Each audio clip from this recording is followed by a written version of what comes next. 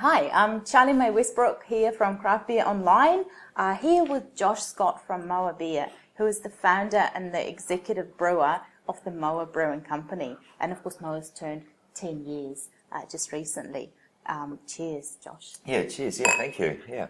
So, Josh, the Moa story goes that, you were a winemaker and then somehow you've managed to produce this, the champagne of a craft beer. How did that happen? What inspired you? Well, I'm a trained winemaker, and part of your rite of passage in winemaking, you go across and do your winemaking OE. And the first vintage, or a couple of years I worked overseas, was in France. So I got introduced to a lot of the Belgium style beers and saisons, which I love saisons. It's my favourite style of beer. And then so I really got introduced to these different beers. And then from there I went to the USA, and then the craft beer industry. I mean, it had been going pretty well, but it was just really to kick into gear. And the winery I was working at, Sainsbury, had this philosophy to make excellence, you had to be surrounded by excellence. And that went from the food that we ate, the barrels we used, but also the beer that we drank. And in the brewery, all we drank was Sierra Nevada and all these other micro craft brews. And so I really experienced the hop side of beers. So when I came back to New Zealand, there was nothing on the market to buy. Emerson's had just started. There was Limburg up in Hawke's Bay, but you couldn't go out and readily buy them. So I thought, I can't buy it, I'm going to make it. And the only way I knew how to make beer was using winemaking techniques. And also because I could go and steal my parents, because my family is involved in the wine industry, their barrels and the equipment, which really helped. Because breweries are very, very capital intensive. And came up with the Moa method, which is, been brilliant. Yeah, I mean, that really is, if you just look at those little bubbles rising up, it really reminds me of the gorgeous French champagne.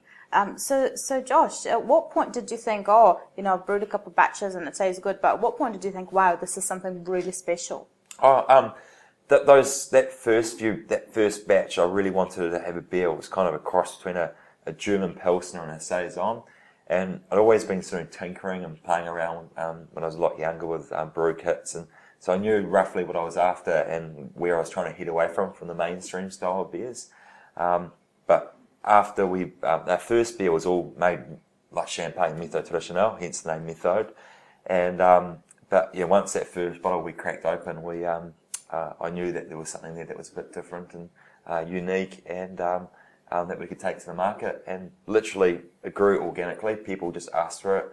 A local part of the Cork and Key were buying it, and then went across to Wellington, and then it's sort of grown from there. Exploded, absolutely. And of course, you guys have had probably more than any other New Zealand craft brewer. We've had all this success overseas. No surprises really.